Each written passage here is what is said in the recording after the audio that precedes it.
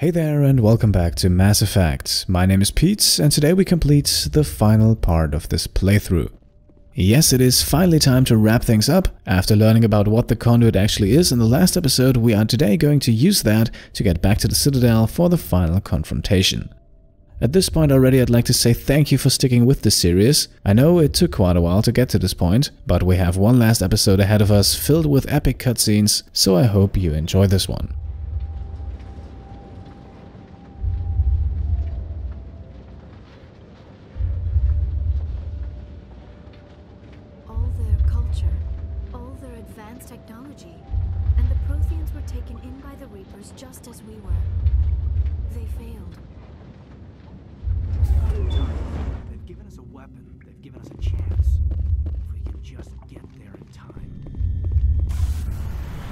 Now, like I already said, we are now on our way towards the conduit, and I would like to use the few minutes it takes us to get there to recap the story a bit. Now, you might remember that day, back in March 2016, we started things off on Eden Prime. What was introduced to us as a routine mission to test anomalies stealth systems quickly turned out to be a bit more than that. With Tyrion Spectre Nihilus on board, Commander Shepard was also secretly evaluated as a potential candidate for the Spectres. On our mission to recover a Prothean beacon from Eden Prime, we then ran into the Geth for the first time, who did not exactly welcome us with open arms. Later we learned that those Geth were following another Tyrion Spectre, Saren, who was also present on Eden Prime and killed his colleague Nihilus in cold blood. Now on Eden Prime we also for the first time noticed the presence of Sovereign, although at that point we really didn't know what that was. All we saw was an enormous ship that reportedly sent out a signal that gave the colonists headaches. Later on, we would learn that this was likely the beginning of an indoctrination procedure. Now, Saren and his Geth were apparently also very interested in the Prothean beacon, a beacon that Saren then actually reached before we did, before using it and then leaving it on Eden Prime with the intention to destroy it. Now, while we were not able to hunt down Saren on Eden Prime, we were able to stop the beacon from being destroyed, and after Saren, we were second to use it. The beacon then showed us a vision that really didn't make much sense to us, and not really knowing what we were doing, we destroyed the beacon in the process. After returning to the Citadel, the Council was not really willing to hear us out. However, once we provided proof of Saren's betrayal, they finally gave in and made us a Spectre as well. Now the hunt for Saren had begun, and we had 3 leads. First, Therum, the current location of Asari's scientist Liara Tassoni. Saren was also looking for Liara because her research was primarily focused on the Protheans. And remember, the beacon on Eden Prime was of Prothean origin. Now at that point, Saren had very likely gathered as much information from the beacon as we did, which is to say, almost nothing. Now just last episode it was revealed why Saren was actually looking for the beacon, and that was because Sovereign, who had already indoctrinated Saren, was looking for clues to find the conduit.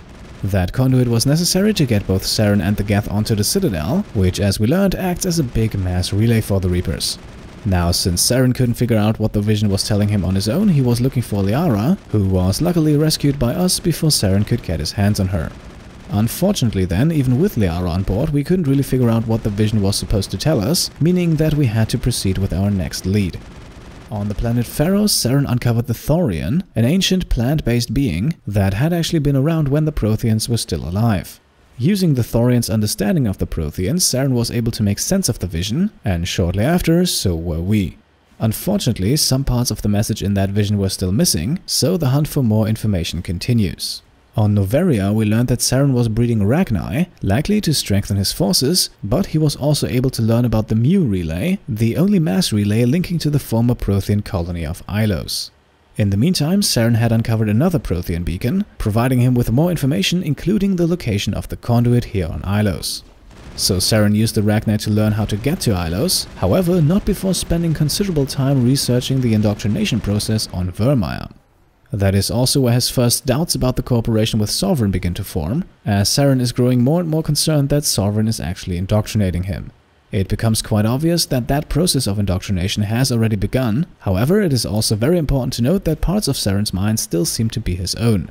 And so ultimately both parties end up on Ilos, where Saren plans to use the conduit for an ambush on the Citadel. Now if you're asking yourselves why did Saren not simply use his Spectre status to go up to the Citadel Tower and activate the relay, I think the logical answer to that is that doing so would require passing by a lot of security. Saren, or Sovereign for that matter, probably wanted to be extra sure the plan succeeded, and so finding that backdoor onto the Citadel was crucial, as the conduit now allows Saren and his entire Geth army to invade in a surprise attack. There, the conduit. It's incredible. We don't have time to admire the view. We have to get through that relay. And these Geth aren't gonna make it easy on us.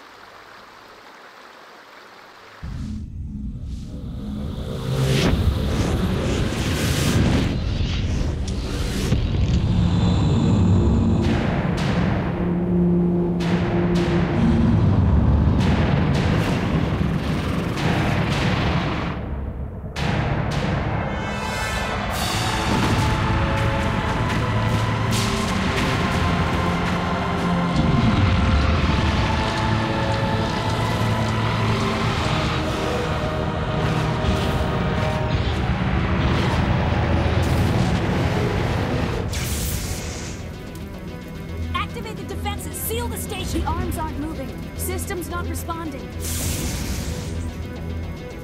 Abandon the Citadel! Evacuate the Council! Citadel Control! Citadel Control, do you copy?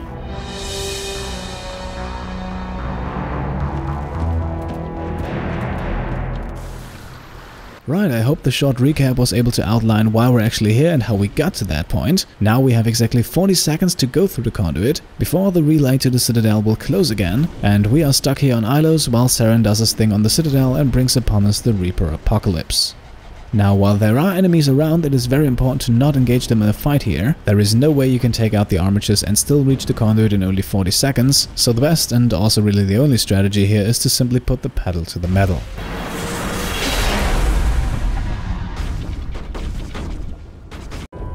Critical failures detected across all monitored systems. Please begin emergency evacuation.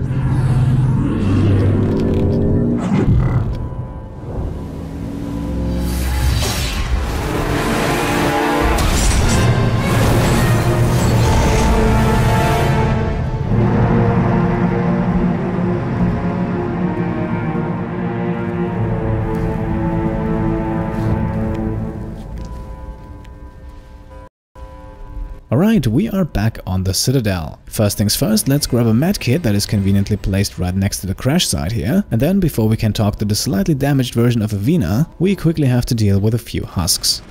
There are only 3 of them and those should be more than manageable at this level, and using our biotic attacks we can also manage to instantly kill a few.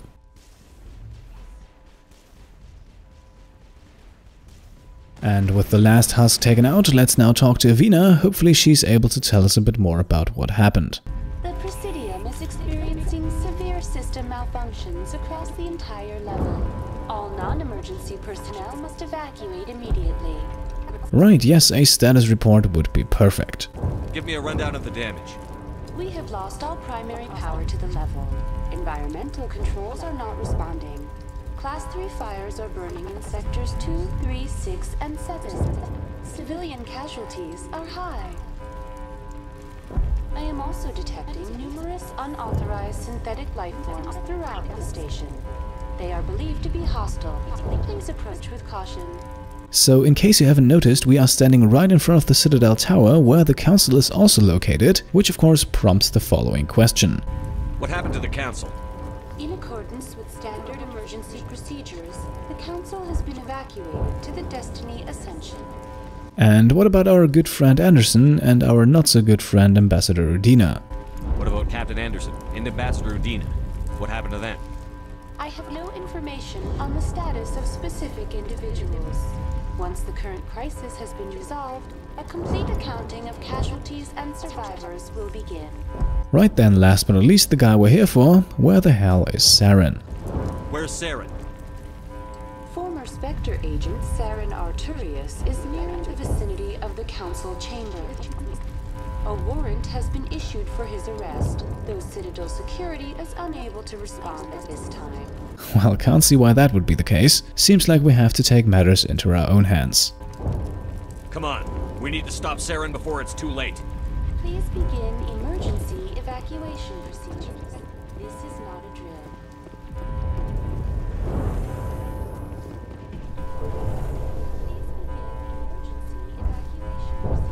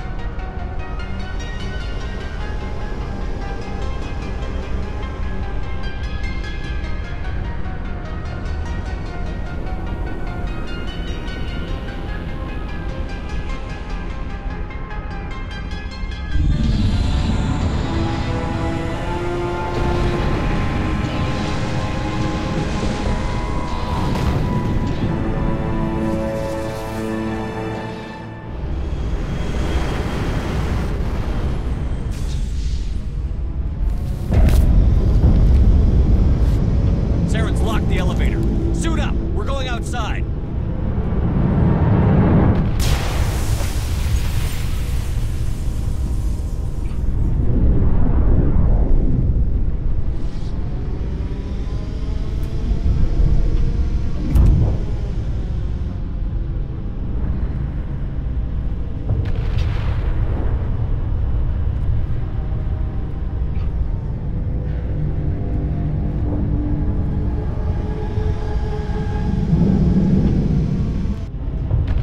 Alright, we are now on the outside of the Citadel Tower as far as I know, and again, if I'm not mistaken, we are now actually walking up the tower.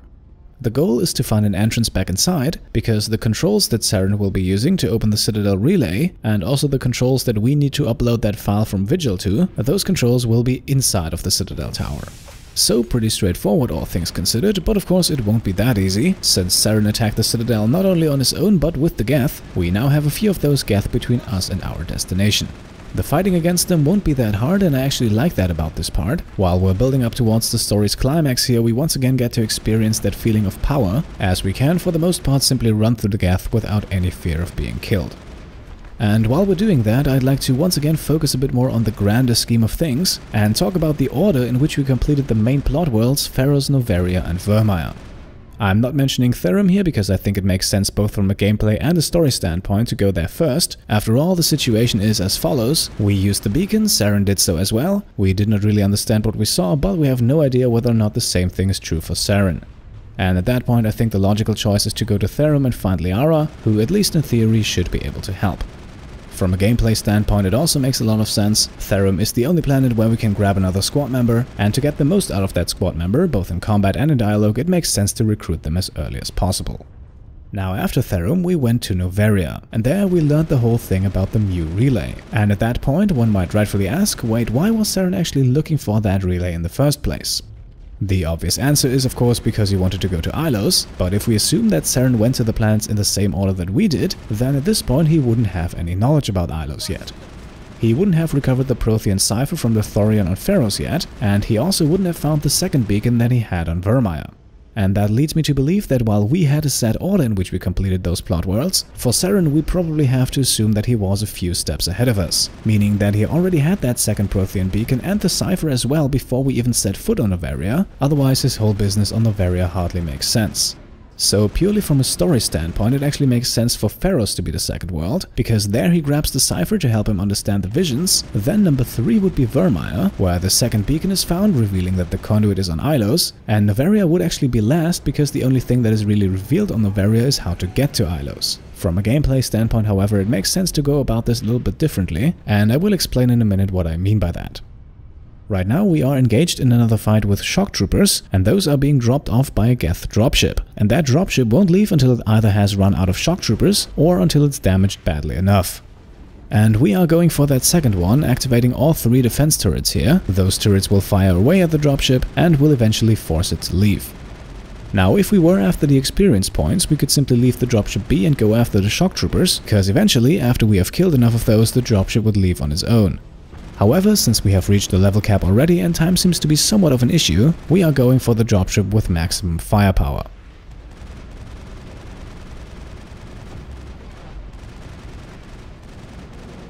And here we are, the turrets have dealt enough damage and the dropship will now leave. That means we can now clean up the remaining Geth and then proceed. Now, I was talking about gameplay reasons for the order in which we completed our plot worlds. I already mentioned Liara, grabbing our last squad member as early as possible, but there are also other reasons why, for example, we went to Noveria next. One big reason is that I simply wanted to save Pharos for number 3, as convincing the remaining Exogeny employees to help the colonists on Pharos, that takes a very high charm or intimidate skill. And the skill that high was something I didn't really see us having by the second plot world, so I chose to do Noveria first. Another reason for putting Pharos after Noveria were probably the Thorian creepers on Pharos, because on lower levels those can be pretty challenging. I remember that briefly before encountering them for the first time we unlocked Neural Shock for Kaidan, which in the end turned out to be a huge help in that fight. So I'm not saying they would have been impossible to beat had we done Pharos earlier, I just simply didn't want to risk it. One last reason then was maybe also personal preference, because I think by this point I prefer Noveria over Pharos. especially that whole side mission we take part in, the politics on Noveria, and the different ways how we can participate in that series of backstabbings. That was something that I found incredibly fun to play, and Pharaohs is a bit more straightforward in that regard. Now, back to the matter at hand. Right now we have an area in front of us that is quite challenging, as it is dotted with several Geth heavy turrets. Those will one-shot kill us on Insanity difficulty, and should therefore be avoided at all costs. On the other hand, the Geth troopers here don't pose too much of a threat, so we can safely ignore them while we focus more or less exclusively on the turrets, fighting our way towards the end of this area. Now, there is an alternative path across, and we will explore that in a bit. It is located to the left of this area. It is not completely without enemies, but arguably a bit easier than fighting the turrets. However, if we stay in the trenches and don't care too much about losing our squad members, then dealing with the turrets is also not that difficult, provided that we have enough protection to largely ignore the troopers. By the way, the pathway leading to that alternative route is located right next to the first turret, meaning that you will very likely have to take down that one turret anyway, just to be safe. And with only 4 turrets in the area, you then have 1/4 of them already eliminated, might as well go for the remaining 3. No, but in all seriousness, I think I would recommend going the alternative path. The enemies there might be a bit tougher as a group, but you're no longer having the risk of being killed instantly, and I suppose that has some value.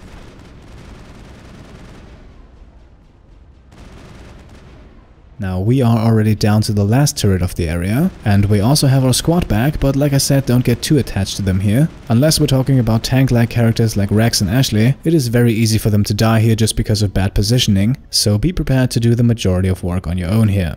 By the way, if you've mastered AI hacking, that also works on the turrets here, which can of course be very helpful because the turrets will then shoot each other. One small downside would be that you actually have to get close enough to use the ability, but I think if you're careful that should still work, especially on that very first turret. Now, this ramp right here off to the left of the area leads us down towards the exit, an exit that we would get to if we turned right at the end. However, I said I would show you the alternative path, and that is the one to the left. It's basically a back alley of sorts that runs parallel to the turret area, and like I said, it's not free of enemies. In total, we can find 5 Krogan down here, these 2 warriors here still being the easiest. I was a bit stupid in this fight and killed them both while they were standing upright. Ideally, you want them lying on the ground or flying through the air, as that will kill them and keep them dead. This way I had to deal with 2 Krogans getting back up after being down, something that should generally be avoided.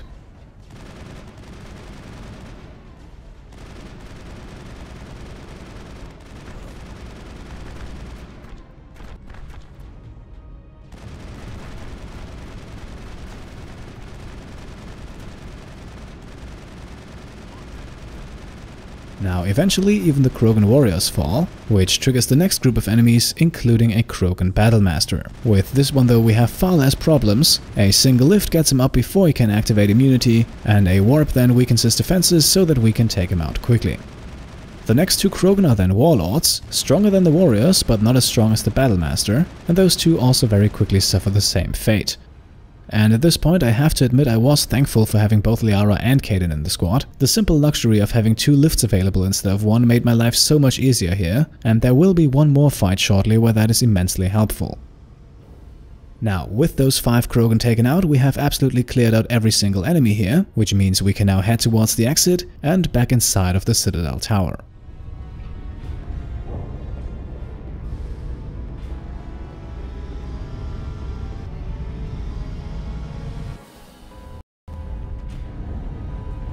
Right, we are inside the council chambers and the area should still look familiar even though we haven't been here in quite a while. One thing that's new, however, the medical kit here right next to the stairs. Now, we will encounter a few more Geth troopers here inside, but with the standard troopers and the shock troopers, those are by far the weakest enemies, simply intended to give us something to do while we proceed up the stairs here, and not necessarily to be any sort of challenge.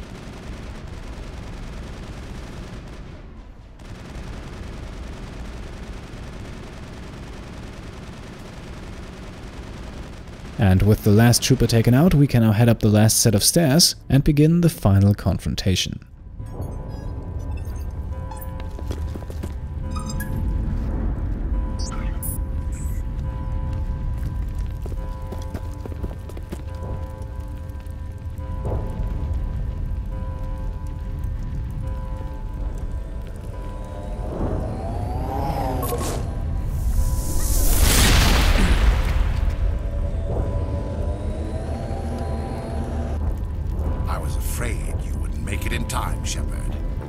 And yes, we are going with the slightly more snide answers here. I believe that Saren has more than earned that.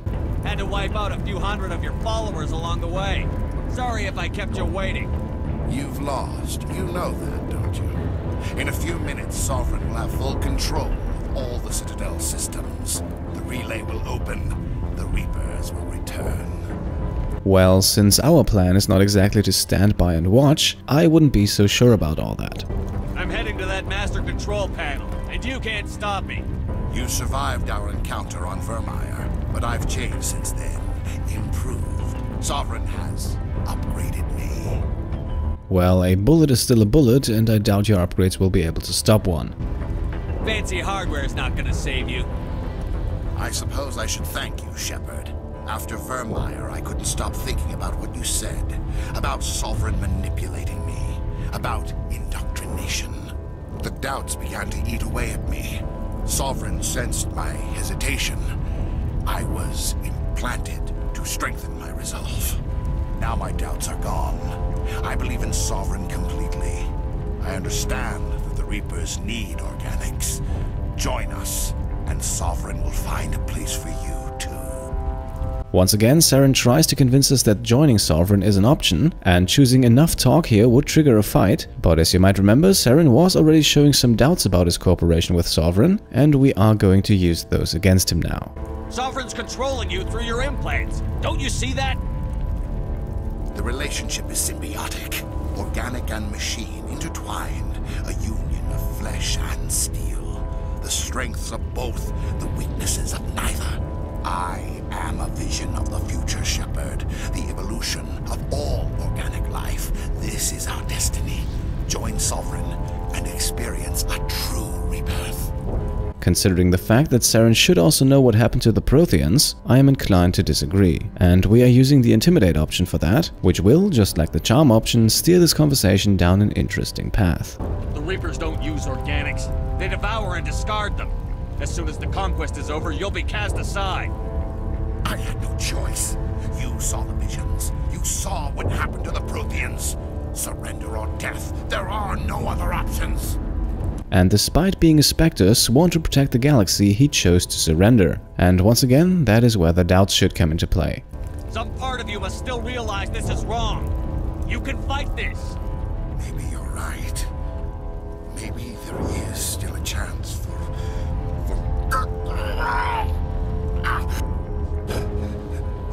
the implants. Sovereign is too strong. I'm sorry. It is too late for me.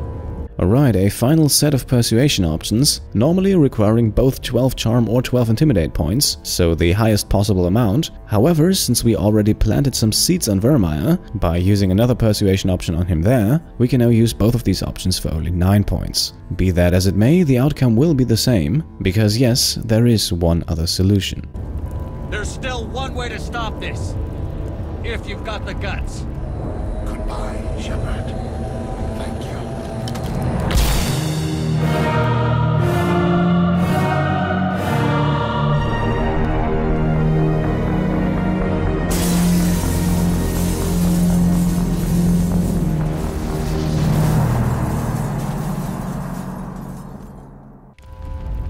Right, we earned 25 Renegade points by convincing Saren to choose the only way out of indoctrination, and now let's deal with Sovereign.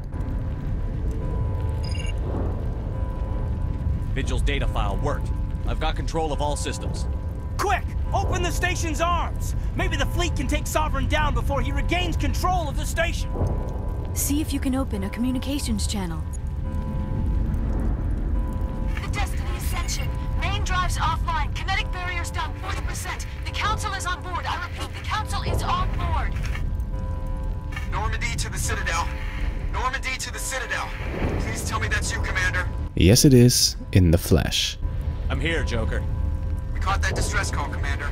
I'm sitting here in the Andurra sector with the entire Arcturus fleet. We can save the Ascension. Just unlock the relays around the Citadel and we'll send the cavalry in.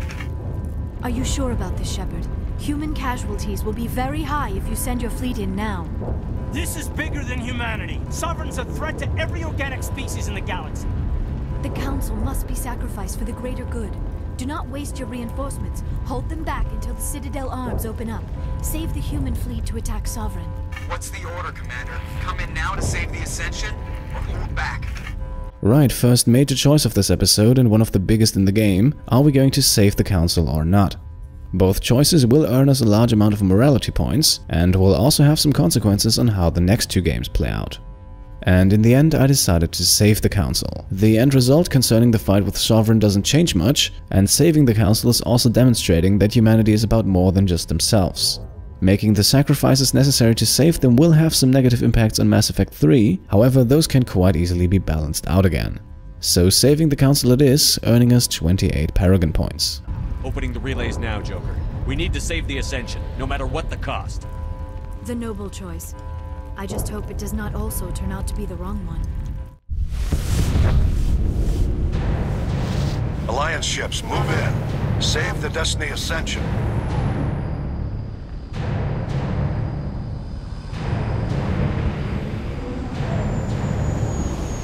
Commander, we're picking up reinforcements.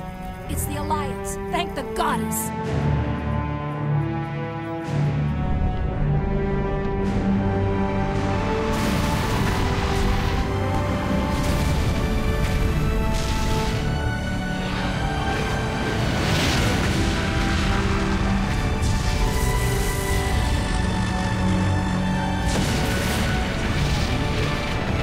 Destiny Ascension, you are all clear. Repeat, you are all clear. The Citadel's opening. All ships move in. Concentrate on Sovereign.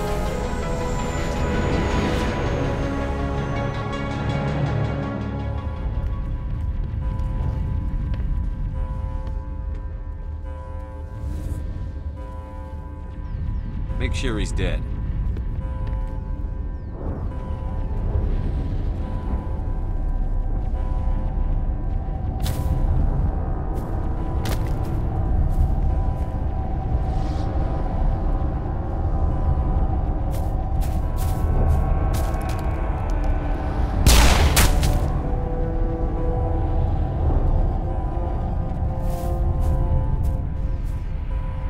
He's dead.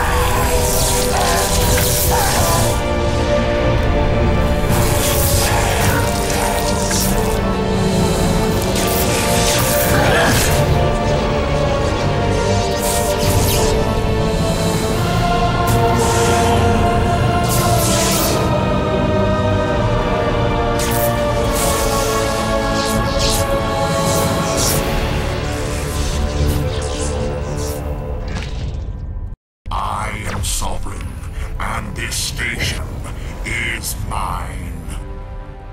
Right, so the big boss fight eventually does happen, and this is the point where having two biotics in the group is absolutely worth it. Saren, or rather what's left of him, can be quite easily disabled with a lift, allowing us to let loose with our assault rifle. And while Liara's lift is in cooldown, we can simply use Cadence, and vice versa.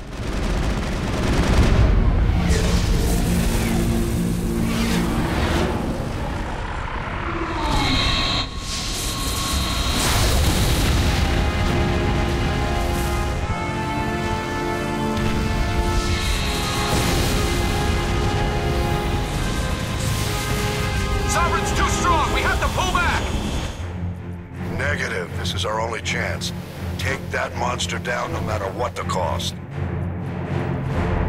Right, we're back with Saren, whose health is still down to about 2/3, however his shields have regenerated.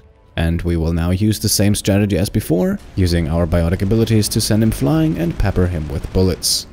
Now this fight right here looks very easy thanks to having Kaidan and Liara. If you cannot constantly use biotic abilities on him, the fight will be much harder. Saren effectively behaves just like a Geth hopper, making him extremely hard to hit while he's constantly moving around, while at the same time Saren's offensive abilities are pretty damn strong, consisting of things like sabotage and damping, but also carnage and assassination.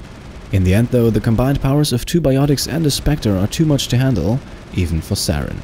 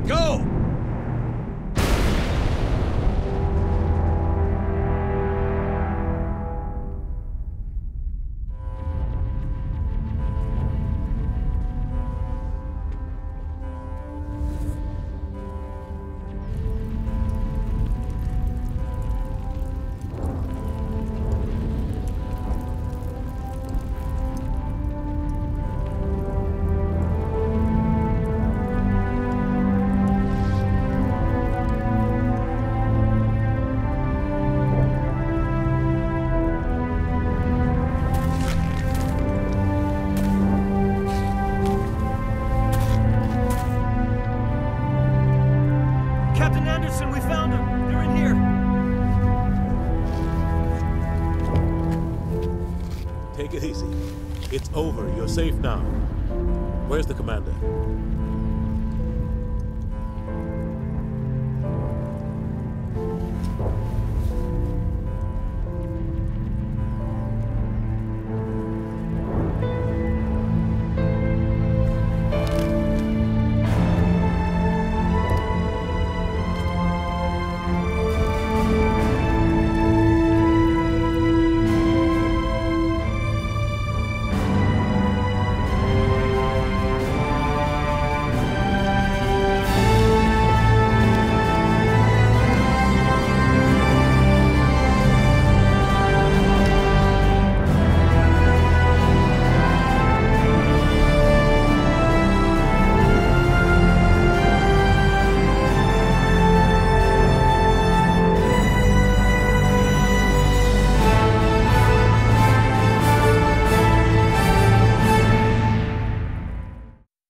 Ambassador, Captain, Commander Shepard.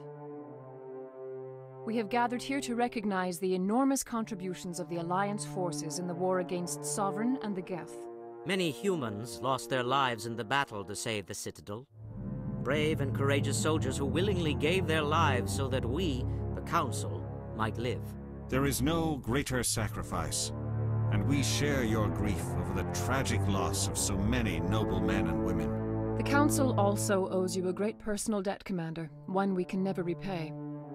By defeating Sovereign, you have saved billions of lives. You have the courage of your convictions and a ruthless determination to succeed. Through your actions, you have become a symbol of everything humanity represents. Your species has an indomitable will, a fierce, savage spirit that will not bend or yield. We used to believe this made humans stubborn, even dangerous. But now we understand that these traits are what make you strong. There are dark times ahead. The Council needs humanity and its strength. As the Alliance Ambassador, I accept your offer. Humanity will join its strength to yours. We will take our seat on the Council. We will need a list of potential candidates. Given all that has happened, I am sure your recommendation will carry a great deal of weight, Commander. Do you support any particular candidate? Okay, this is the aftermath. As you can see, the Council survived, and they're now asking humanity to join them. Now, the obvious candidate here is likely Udina, simply because of his experience as a politician and also in his work with the Council, while the more emotional and less rational choice would likely be Captain Anderson. In the end though, I think it's not our place to decide, also because this decision does not have as much of an impact as one might think. Let the politicians figure this one out. I agree with the Commander. This is too important to rush into. Of course, Ambassador, we will welcome your candidates with open arms, whomever they may be. The battle with Sovereign destroyed our illusions of peace and security. Now the galaxy will look to us, the Council, to defend them. And we can be damn sure that there's more where Sovereign came from, so I guess, sooner or later, we will have to rejoin Shepard and the crew. For this series, however, we're through. I can honestly say we have completed Mass Effect 1, and we will now get the Renegade Ending, because despite saving the Council, we apparently earned a few more points there. So with the final ending and the credits still coming up, I can already say thank you all for watching, and I'll see you next time. Cheers. Sovereign was only a vanguard. The Reaper fleet is still coming. Hundreds of ships, maybe thousands. And I'm gonna find some way to stop them. Shepard's right. We're on the verge of war with an enemy unlike any the galaxy has ever known. A war for the very survival of all life as we know it. Humanity is ready to do its part. We will not back down. We will not surrender. We will lead you into battle against the Reapers, and we will drive them back into dark space.